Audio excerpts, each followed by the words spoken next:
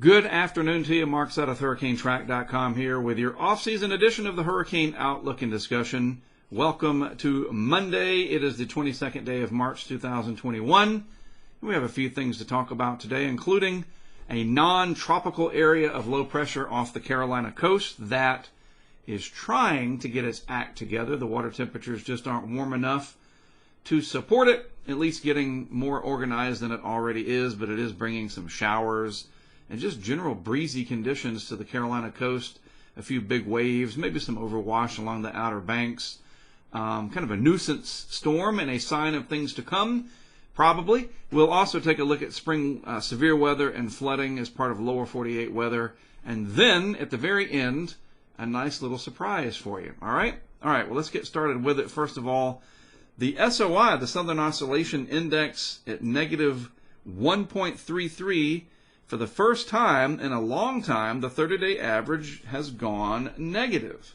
And the reason is, well, there's a few reasons, but we've had a pretty solid string here of negative numbers dating back all the way to the end of February. So what happened? Well, just a different pattern, a different pressure pattern out in the southwestern Pacific, causing a dip in the SOI. A little bit more of a westerly wind configuration or a slackening of the trade winds out there as a result. But I think this will reverse eventually. And you can see that the 90-day is still a healthy 10, plus 10. And it's these numbers here, the 30-day and the 90-day, that we really pay attention to. I think this rebounds eventually. And even the contributor today is, a healthy 9. And the SOI is important. We watch that mainly for the 30 and 90-day trends, especially that 90-day. And as long as it is solidly in positive territory, as it is, we should remain in the La Nina background state overall. And we can see that reflected in the sea surface temperature anomalies. Generally speaking, the La Nina holding on. It's loosening its grip just a little bit, of course, kind of moderating more towards weaker La Nina to eventually cold neutral. I would continue to say that there is virtually no chance of there being an El Nino. You never say never in weather, and you never say usually, unless it's raining, that there's a 100% chance of something. Just the way it goes. But I don't see much of a chance at all that we would have an El Nino developing. Most of the northern Pacific here on the eastern side of it is running below the long-term average, so we're not going to have as much upward motion there, not as much convective activity, probably not as busy a hurricane season in the eastern Pacific. And on the flip side, as you can see, the Atlantic is much warmer than it should be, generally speaking, especially up here in the northwest Atlantic. Most of the Gulf of Mexico now rebounded from that February cold snap. It's running above normal. And there's just little areas to pay attention to, like right off the southeast coast, running above the long-term average, except right up against the shelf waters there. Those are a little bit colder than they should be. But all in all, most of the North Atlantic basin over here is warmer than it should be. And now we are firmly within 90 days before hurricane season starts. This will start to matter. It really will. I thought this was an interesting tweet here from TC Alert, who was posting some information here regarding the Madden-Julian oscillation and the negative ENSO state, which is the La Nina ENSO. ENSO means El Nino Southern Oscillation, by the way. And basically, with the suppressive Madden-Julian oscillation coming into play, an easterly wind burst is forecast to begin shortly, which will possibly rejuvenate the subsurface cold pool. Bottom line from all of this as we look at it, and there's a lot of discussion in here from very smart people that know what they're looking for. And by the way, this person here is a high schooler. So, hey, you got to like that. I love it. I mean, I was into weather when I was a kid, a teenager, but all I had was the Weather Channel. I say all I had. I mean, back in those days when you watched John Hope and Jim Cantori and others, you learned a tremendous amount. You still do today, but it's a different set of programming, and we know how things evolve. But now we got the internet, and people can share stuff really easily, and it's just nice to be able to see these youngsters taking advantage of this and making good with their time. But yep, the bottom line is, I think, we look at the SOI. I mean, it's back up to positive, as I showed you for today. and some of this information here that was tweeted out, we're headed back towards a more reinforcing pattern of the La Nina coming into play. All right, looking at the satellite picture of a good deal of the western hemisphere, a couple of things to point out. Another storm system taking shape in here, coming out of New Mexico into the Texas Panhandle. There will be a severe weather threat in this area. Eventually, that's going to move across this region. And in fact, we could get some very heavy rainfall along portions of the central Gulf Coast coming up. And then we have this little swirly off the Carolina coast. A piece of energy kind of got left behind. It tucked its way down here off of Jacksonville after that strong trough went through and lifted out. A little piece got left behind. It closed off into a surface low, and that has migrated up, kind of following the Gulf Stream more or less. Loosely organized convection associated with it. We can zoom in on it here from the Weather Nerd site. A few thunderstorms showing up, and we can see those thunderstorms because of the little yellow speckles in here. The GLM lightning flash count detector. Pretty fancy stuff from the GO-16 satellite. But here's the low spinning right off of Cape Lookout. There's Cape Hatteras, there's Cape Lookout, there's Cape Fear. And the water temperatures just aren't warm enough to support more convective activity. You got to get those deep thunderstorms in there, release the heat into the atmosphere, heat the atmosphere up. Condensation is a warming process. And so when you condense the atmosphere out and you get a lot of clouds and convective activity, you warm the atmosphere, and that creates a warm core system. This is trying, and there is some thunderstorm activity out there. I mean, you could argue that it's, we've seen better looking tropical depressions, but nevertheless, the main thing is that mariners pay attention to this. Anybody traveling out via boat, maybe you're heading out of Hatteras Inlet, Ocracoke Inlet, Beaufort, Atlantic Beach area, out into the Gulf Stream for some fishing. Yes, you want to be aware of this because there are some pretty stiff northeast breezes, choppy seas, rough seas, that kind of stuff. So it is important. People that hound the powers that be for naming stuff, well, this is why you keep up with it, because it's not just about those of us that live on land. People venture out and they go sailing and fishing and doing all kinds of other stuff. And these things matter, whether or not we give them a name and kind of give them a personal, Anna or whatever. And if this was a name storm, it would be Anna. It just helps to keep up with what's going on, especially since there's so many other things in the news. Every minute, every hour, social media, stuff's trying to get your attention. And when you see something like this and you got boating interest in the area, or maybe you're in the nearshore waters, just kind of hanging out in those stiff breezes, you got to know about this kind of stuff. So that's why we talk about it. So keep an eye on it. Eventually this will lift out and weaken, and it's not going to be too big of a deal when all is said and done. But it is a sign that we're edging closer to hurricane season. One thing to point out, I'm going to outline it in black for you. The system is located right in here, and the water temperatures there are 23, 24 degrees Celsius.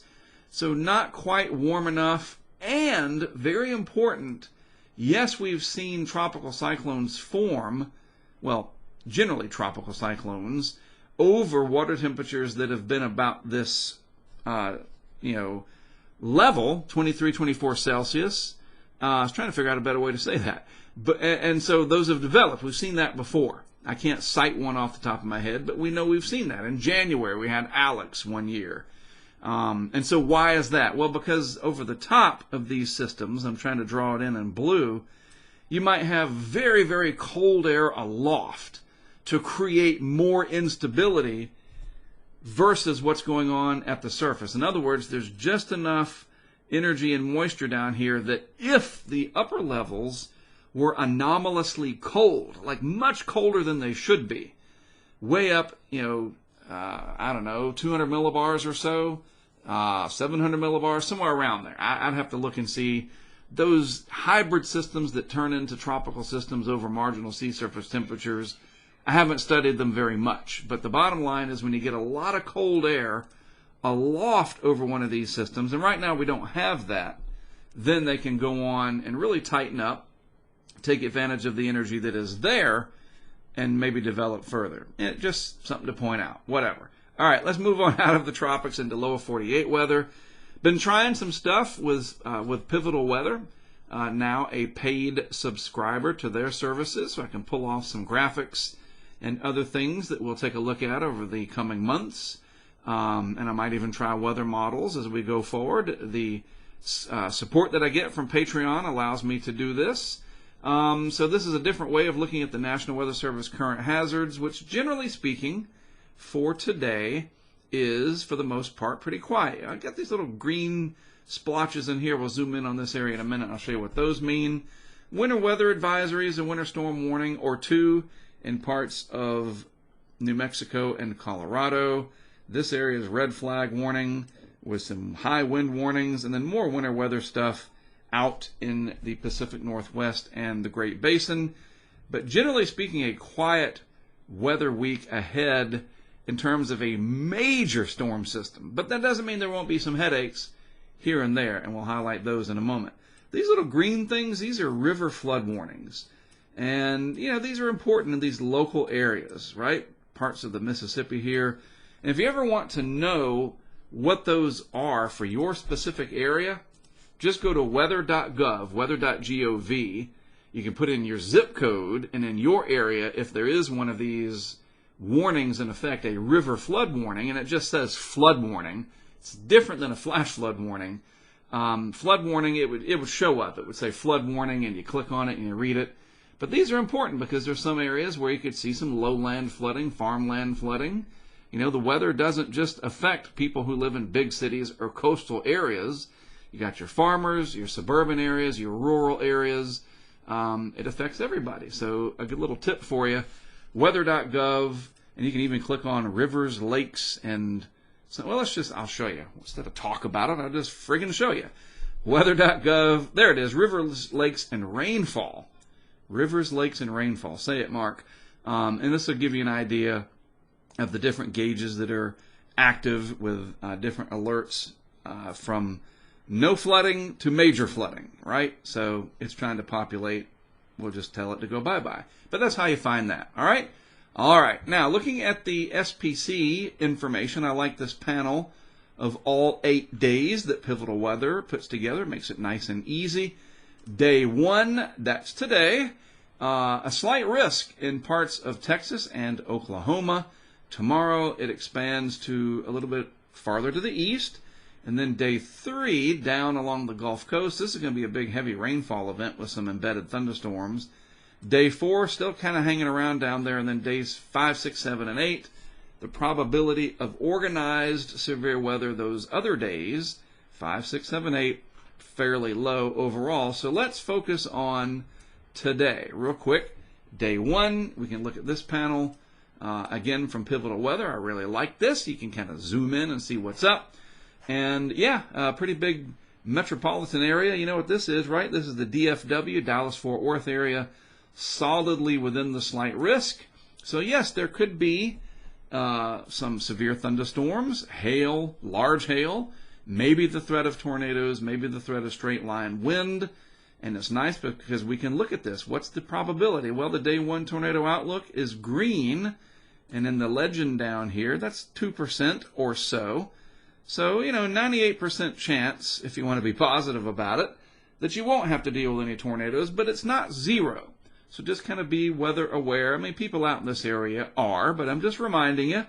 Then the hail outlook a little bit higher at 15%.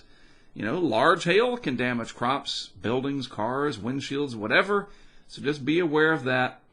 And then the wind threat for today also around 15%. Straight line wind, 50, 60, 70 miles per hour. You never know. You get those strong downdrafts from thunderstorms. That could be a big problem if you encounter them. And luckily, most of the area won't have to deal with it, but there will be some thunderstorm activity across the area. And if we go back and look at the satellite animation, this is the area we're talking about right through here. But later in the week, we need to watch the Central Gulf Coast, right along the I-10 corridor through here. You folks could be seeing some very, very heavy rainfall, a prolonged period, a couple of days, 4, 5, 6, maybe 10 inches, maybe a foot of rain in some areas along the Central Gulf Coast. So you guys in southeast Louisiana, the coast of Mississippi and Alabama, maybe the Florida Panhandle too. Read up on it, weather.gov. Go there, put in your zip code, and check out your latest forecast. Or if you have a favorite weather app, just try to dig deeper. That's what I try to get you to do. You might have a favorite free weather app out there or a paid service from somebody, whatever the case may be. So if you see these alerts, these sensational, attention-grabbing alerts, that's fine. Just make sure you dig deeper if you have the time and read the discussions. They are available at weather.gov for you to peruse. All right? All right, as I wrap things up, I wanted to tell you about this nice little treat that I have put online for you. In case you didn't know, I'll try to make this as brief as possible. I was a music major when I started college. I started school back in 1989, way back then, thinking that I would eventually become a singer-songwriter. That was my dream. I played the keyboards, played piano. I thought I could sing. I mean, I could sing, but I wasn't obviously that good, because here I am. But I had a knack for composing music. I really liked film music. I grew up with John Williams and eventually Hans Zimmer. Those were kind of my two favorite. And a lot of other film composers over the years have gotten my attention and kind of influenced me. I'm a big movie buff, television shows as well. So bottom line, I still play music. And starting with the 2004 Tracking the Hurricanes documentary series that I did the music. And I would play keyboards and record it on computer and then put the soundtrack in there. So I composed all of the music, every bit of it, that you hear on any of my documentary work, whether it's the Tracking the Hurricanes series, which is 04, 05, 08, basically 17 and 18, and then the brand new series, The Hurricane Highway, all 8 of those episodes, all the music you hear in there, I composed and performed using synthesizers. And I will brag and say, when some people claim that they do the music, they will take pieces of music that are already put together, like rhythm tracks and bass lines and other things, and they kind of stitch the stuff together, and they have a good ear, but they're not literally playing the music on a keyboard. You know, I've got a keyboard sitting right over here to my right called a Korg Cross 2. That is a modern workstation I've used in Sonic keyboards, Roland keyboards. I literally play it, and I multi-track it in some occasions, but a lot of it these days I'm able to play live because these keyboards are so robust in the way that they go ahead and layer everything for you. So it sounds like you have a full band behind you, and I can just play over the top of it. And anyway, the point is, I literally play the keys, and I'm not just putting this together in an app or something where you stitch the music together. That's kind of cheating. I mean, you can still be talented with that, don't get me wrong. But, you know, I'm proud of what I've done, and I've put it on SoundCloud. That's the bottom line. That's what I'm getting at. So it's free. You can go onto SoundCloud, Music from the Hurricane Highway. Check it out. There's 16 tracks I've put on there, kind of my greatest hits. Some of this, this is Katrina from the 2005 Tracking the Hurricanes. This is Crystal Beaches from 2008. Florence is from 2018's Tracking the Hurricanes. And then some of these are from like the Hurricane Highway. Just different pieces, what we call needle drops or tracks that I have put together in a compilation, an album, whatever you want to call it. Feel free to give it a listen and follow on SoundCloud. I'll be putting more on there over the months and years to come, I hope. And, you can enjoy that. Kind of a different thing that I like to do. And I can, still put my music out there, even though I'm not a singer-songwriter. I score my own stuff. And thousands of people around the world have watched my documentaries. And so I guess it's all come full circle. I do music and weather, following both of my passions. All right? All right. Well, as always, it's great to have you tuning in. Don't forget, I'm on social media, at least part of it. Facebook, Twitter, and YouTube are the main ones. All of it's the HurricaneTrack brand. Follow on Twitter at HurricaneTrack. Subscribe, like, and share on YouTube, as they say. And don't forget to click that little bell, I think is what the YouTubers say, so that you get notified. Hopefully you want to get notified when I post something that I'm important enough to you. Why not? And we are crowdfunded through our good friends at Patreon, or through Patreon. Patreon.com/HurricaneTrack if you want to get involved with that. A lot of really neat things that we do through Hurricane Track Insider, and we tie it all together on Patreon. So check it out. The link to that is in the description. And I'll put a link to the Soundcloud as well in the description of today's video, too. Not a bad idea. Have a great rest of your Monday, a great rest of your week. Thanks again for watching. I'm Mark Sudduth, Hurricane Track. I'll talk to you again next week.